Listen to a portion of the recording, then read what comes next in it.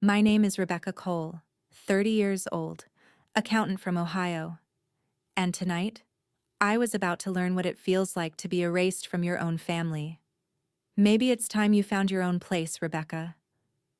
My father's voice was cold, clinical. For a second, I thought I'd misheard him. Then my brother chuckled. Honestly, Dad, she should have moved out years ago. The fork slipped from my hand, hitting the plate with a sharp clang. I've been paying this mortgage for 5 years, I said quietly. Electric, repairs, even that new fridge you brag about to your friends. Dad didn't look up. He just waved a hand. It's decided. Mom stared at her plate. Danny's fiancée, Melissa, smirked from across the table.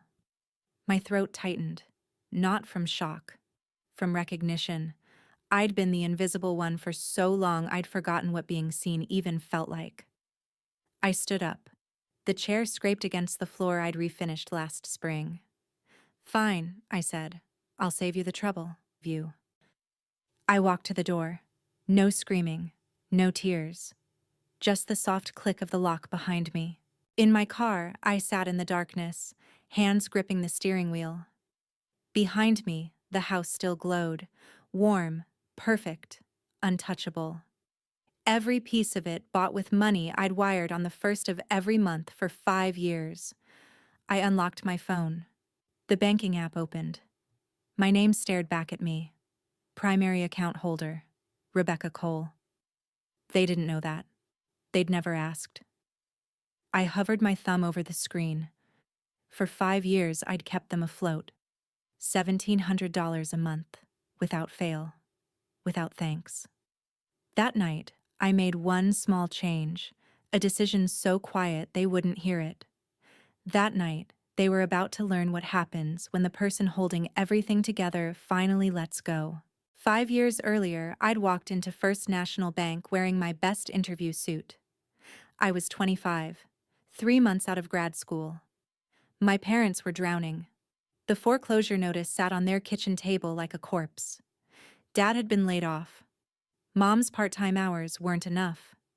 Danny was backpacking through Europe, oblivious. We need someone to co-sign, Mom had said, squeezing my hand. Just to get us back on track.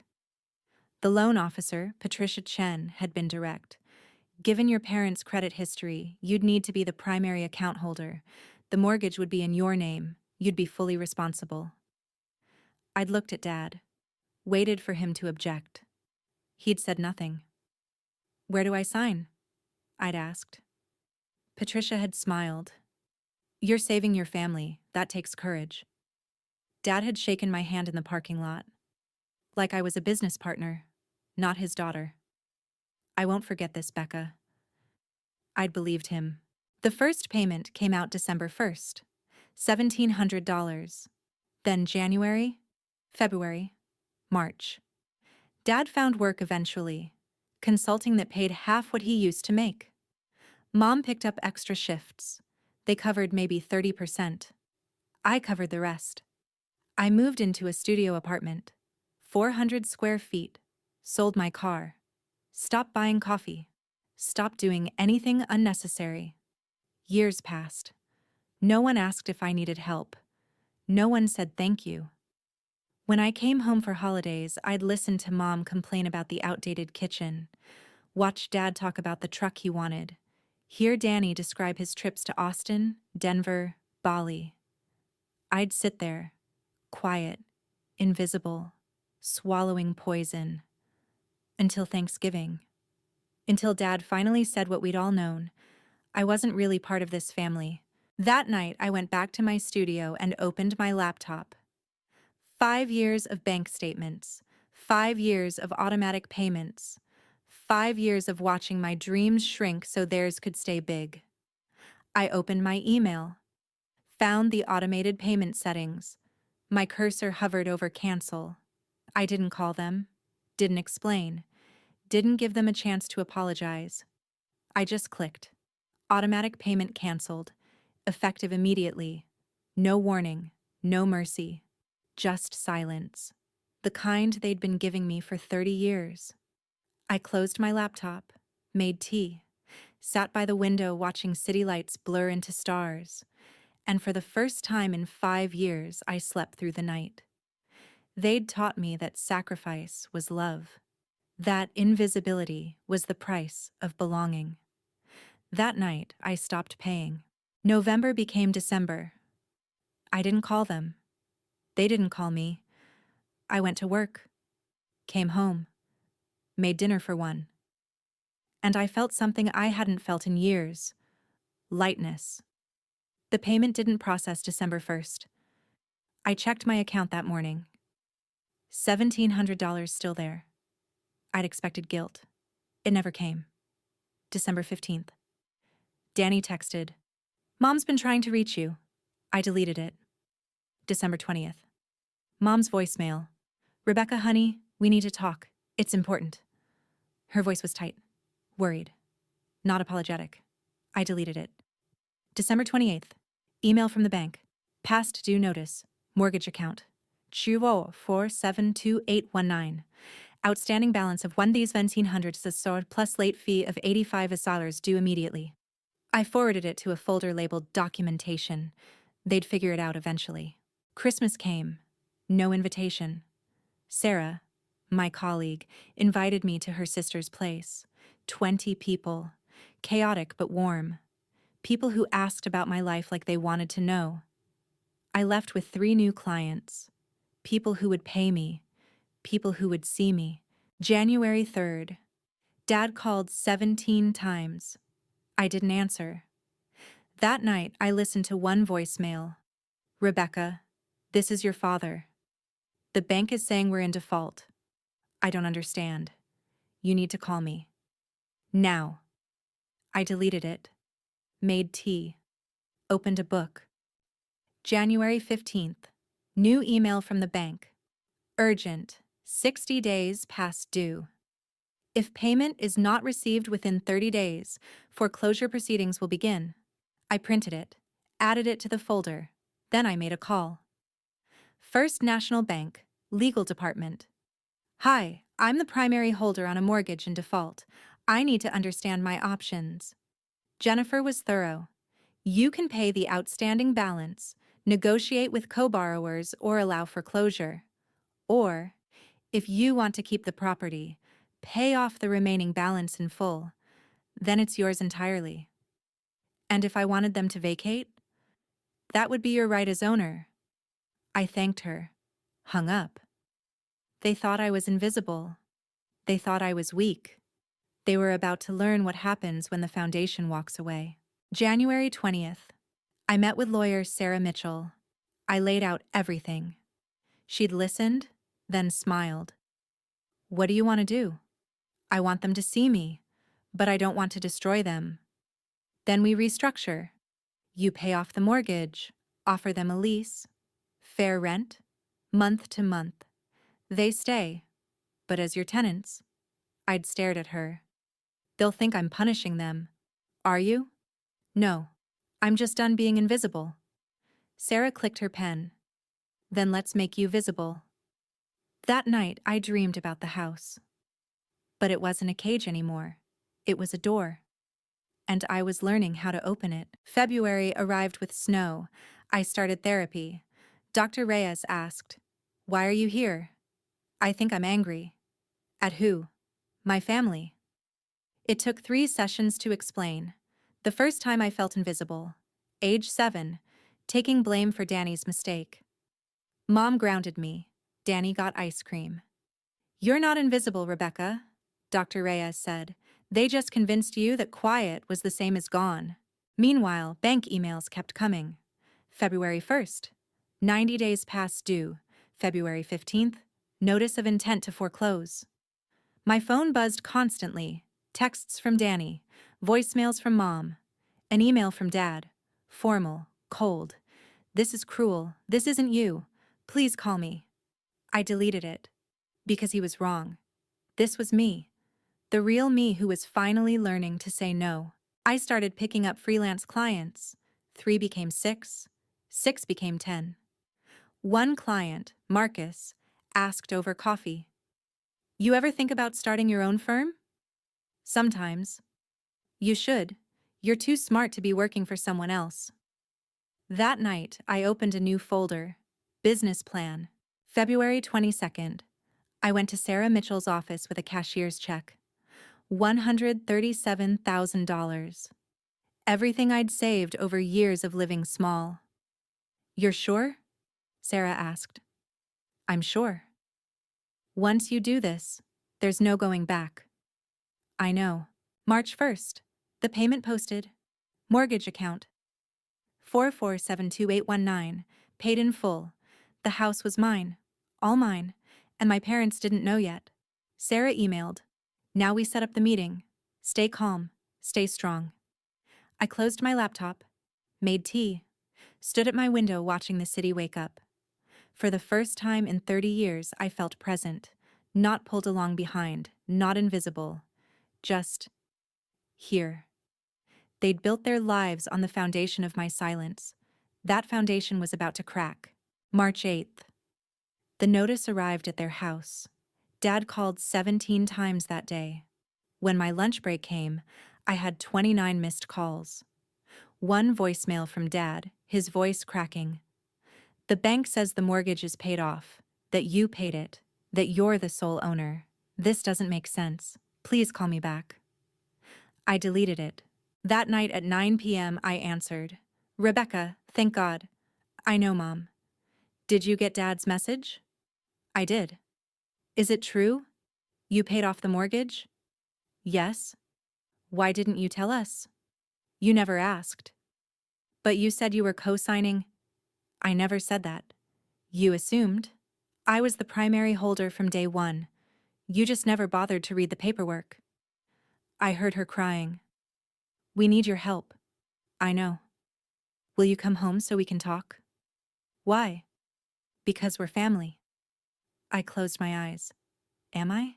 Because Thanksgiving was pretty clear. He didn't mean... Yes, he did.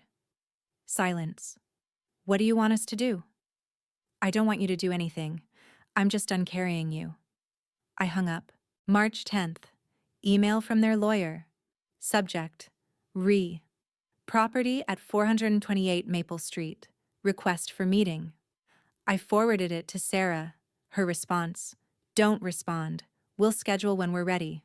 On our terms. That week, I did something I hadn't done in 5 years. Bought myself new clothes, a leather jacket, boots that fit. Got my hair cut properly. I stood in my mirror and barely recognized myself. I looked alive. March 15th. I called the bank about transferring ownership. The representative congratulated me. That's a significant accomplishment. Thank you. Once the deed transfers, you'll be the sole owner. Any residents would be tenants without ownership. I understand. March 18th. Sarah called. Their lawyer wants to meet next Tuesday, 2 p.m. at the bank. Good. Are you ready? I thought about the fork falling, the door closing, the 5 years of silence. Yes, I'm ready. They'd spent 5 years living in comfort I'd sacrificed everything to provide. Next Tuesday, they were going to learn the cost of taking someone for granted. March 22nd, 2 p.m. First National Bank conference room. I arrived early. Sarah was setting up files like chess pieces. At 2:05, the door opened. Dad came in first, looking smaller, thinner. Mom followed, eyes red-rimmed. Danny wouldn't look at me. Their lawyer, Patrick Lawson, looked annoyed. They sat across from us. Mitchell, the bank representative, cleared his throat. The mortgage was recently paid in full by Ms. Cole, making her the sole legal owner. Dad's head snapped up. What? The property now belongs entirely to Ms. Rebecca Cole. Mom gasped. Danny leaned forward. You paid it off? The whole thing? Yes. Why? Dad's voice broke. Why would you do that without telling us? I looked at him. Why would I tell you? You told me I wasn't part of this family anymore. He flinched. For 5 years, I paid your mortgage. $1,700 a month. I slid a folder across the table. I sacrificed everything so you could keep this house. And not once did any of you say thank you. Dad opened the folder. His hands shook. You acted like it was owed to you. Like I was a bank, not a daughter. Sarah slid another document forward. Ms. Cole has prepared a proposal. Their lawyer picked it up. A lease agreement. Ms. Cole is willing to allow you to continue residing in the property as tenants, Sarah said. Monthly rent, $1,500. Below market rate. Month-to-month lease. Standard tenant protections apply. Mom was crying. You're making us pay rent? In our own home? It's not your home, I said quietly. It never was. It's been mine for 5 years. You just didn't want to see it. This is insane, Danny said. I'm the owner. Legally. Morally. Factually. Sign the lease and stay, or don't sign and vacate within 30 days. Patrick cleared his throat. Ms. Cole, the optics of evicting your parents. I'm not evicting anyone. I'm offering housing at a fair price with legal protections. What I'm not doing is continuing to subsidize their lives while being treated like I don't exist. Rebecca. Dad's voice was barely a whisper. Is this what you want? To humiliate us? I met his eyes. No, Dad. I just want you to see me. I want you to understand that I'm not invisible. I'm not worthless. And I'm not yours to throw away. Silence. Sign the lease or don't. But I'm done being the one who sacrifices everything and gets nothing in return. Mitchell pushed a pen toward Dad. Dad stared at it. Then slowly he picked it up. His hand shook as he signed.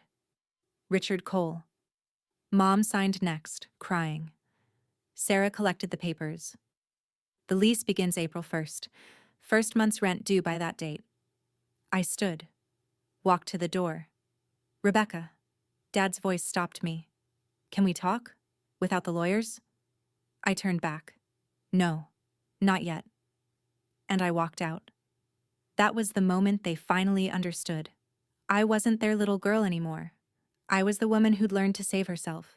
April 1st, 9:17 a.m. Bank notification. Deposit received.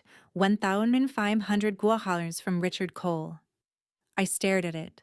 Not triumph, not satisfaction, just acknowledgement. They'd paid. On time. I kept my studio apartment. Started looking at places of my own. Small houses with actual closets, windows that let in light. April 8th. I found it. A 2-bedroom bungalow on the east side. Hardwood floors. A kitchen with counter space. A neglected garden that could be saved.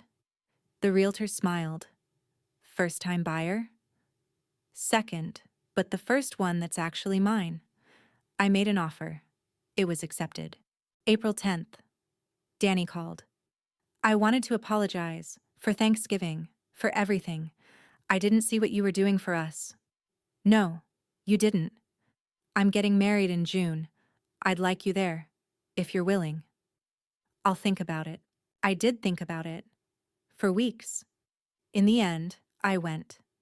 Not because I'd forgiven everything, but because I wanted to prove I could stand in that space and not feel small. June 15th. The wedding was beautiful. I sat in the back, wearing a simple navy dress. At the reception, Dad approached. We stood in awkward silence. You look good, Becca. Thanks. I was wrong. What I said at Thanksgiving. You were always part of this family. I know, Dad. Can you forgive me? I thought about it. I don't know. Maybe. Someday. But not because you asked. Because I'm ready.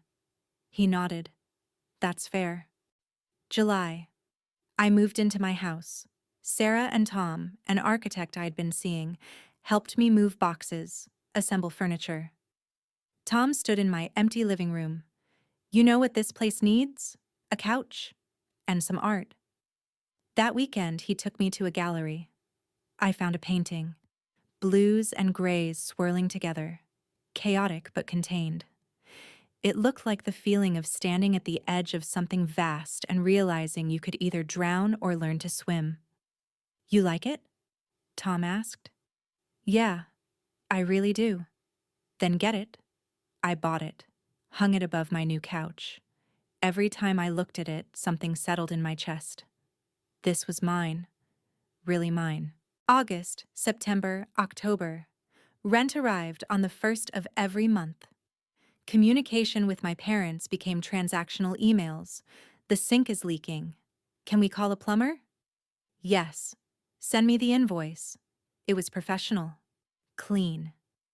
And slowly it started to feel less like resentment and more like management.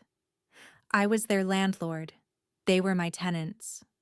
It wasn't the family I'd wanted, but it was honest.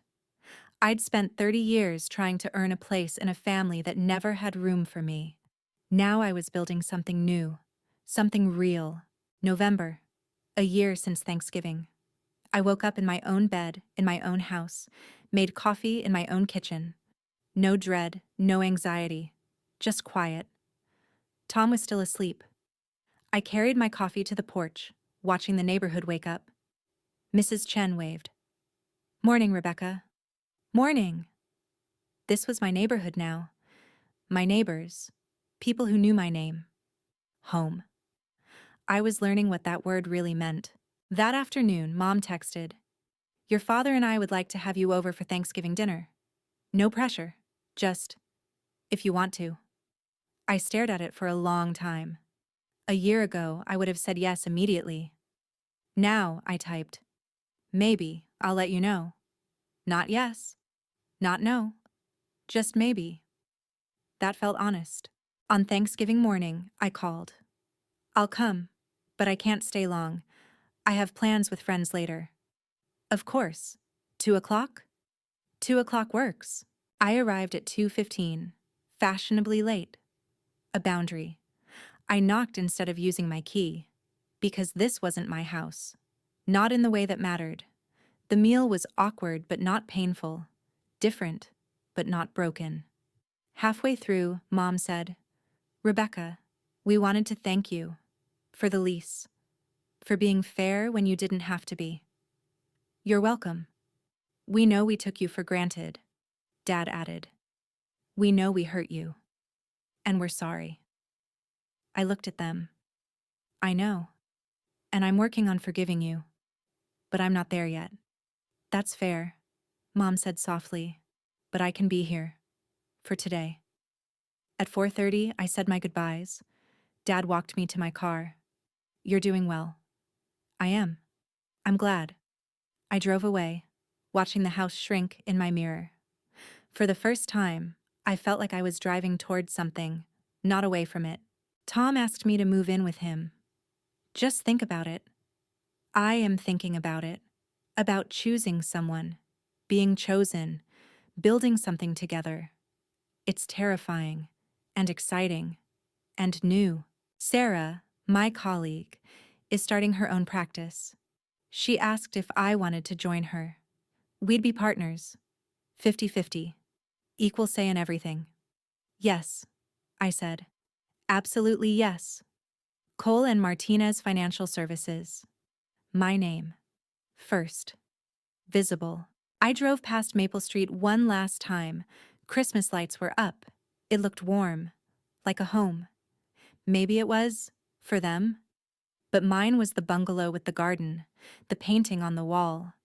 The dog I'd adopted, Luna, who followed me everywhere. My home was me, finally. They taught me family is unconditional, until it wasn't. Now I know. The only unconditional thing you need is respect for yourself. December. The year was ending. I sat on my porch, wrapped in a blanket, watching the sunrise. The neighborhood was silent, peaceful. My phone was dark beside me. I didn't need to check it. For the first time in my life, I was content with the silence. People ask me if I'm angry, if I hate my family. The truth is, I don't. I'm not angry anymore. I'm just clear. For years, I thought love meant sacrifice.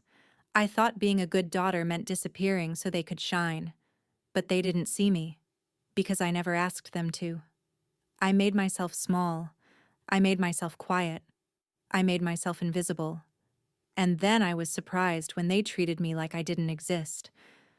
The night Dad said I wasn't part of the family, he set me free. I didn't stop paying the mortgage to hurt them. I stopped because I finally understood. I was never paying for a house. I was paying for acceptance. And you can't buy that. When I walked into that bank and made them face the truth, that the home they took for granted was never theirs, I wasn't being cruel. I was being honest. For the first time. They call me their landlord now. Maybe that's cold. But it's also real. I'm not their ATM. I'm not their safety net. I'm a person. With needs. With boundaries. With a life of my own. And I deserve to be treated like one. The lease is up for renewal in March. Mom asked about a 2-year term. I haven't answered yet. Not because I'm being cruel, but because I'm thinking about what I want. That's new for me. Asking what I want. Believing I'm allowed to want it. They taught me family is unconditional. Until it wasn't. They taught me love means sacrifice. Until I learned it should mean respect. They taught me to be quiet. Until I learned that silence can be a choice, not a sentence. Now I know the truth. The only unconditional thing you need is respect for yourself. The only love that matters is the love that sees you. The only home that counts is the one you build for yourself. I'm Rebecca Cole. I'm 31 years old. I'm a business owner, girlfriend, friend, dog mom. I'm a landlord to the family that tried to make me invisible. And I'm finally free. Not because I destroyed them, but because I saved myself. They spent 30 years teaching me I didn't belong. It took me 1 year to learn that belonging starts with yourself. And once you know that, really know it, no one can take it away. Mom sent me a photo last week. The house. My house. With a for sale sign in the yard. Your father and I found a smaller place. A condo. We're ready to let go. I'd stared at that photo for a long time. Then I'd called my realtor. I have a property to list. The house sold in 2 weeks. To a young family with 3 kids and a golden retriever. They stood on the porch holding hands. This is perfect. I signed the papers without hesitation. When the check cleared, when that house finally became just a transaction, I felt nothing. No regret. No nostalgia. Just completion. I took that money and bought a building downtown. Offices for Cole and Martinez Financial Services. My name on the door. In gold letters. Visible. Dad and I have coffee sometimes. Once a month. He tells me about the condo, Danny's twin boys, Mom's balcony garden. I tell him about the business, about Tom. We got engaged, married in a small ceremony. About Luna, who's old now and sleeps most of the day. We're not close. Not the way some fathers and daughters are. But we're honest. And that's enough. Sometimes people ask, "Do you regret it?" And I always say, "No, not even a little." Because here's what I learned. You don't owe anyone your silence. You don't owe anyone your pain. You don't owe anyone a place at your table if they've never made room for you at theirs. And the moment you understand that, really understand it, everything changes. Not because you become cruel, but because you become free. Last week, a young woman came to my office, 26, accountant, carrying a foreclosure notice for her parents' house. They want me to co-sign, she said. But I have this feeling. I looked at her, saw myself 5 years ago. What does the paperwork say? Are you co-signing or primary holder? She checked. Her face went pale. Primary holder. Do they know that? I don't think so. I leaned back in my chair. Let me tell you a story. They taught me that family is everything. But they forgot to teach me that I was part of the equation. So I taught myself. And that made all the difference.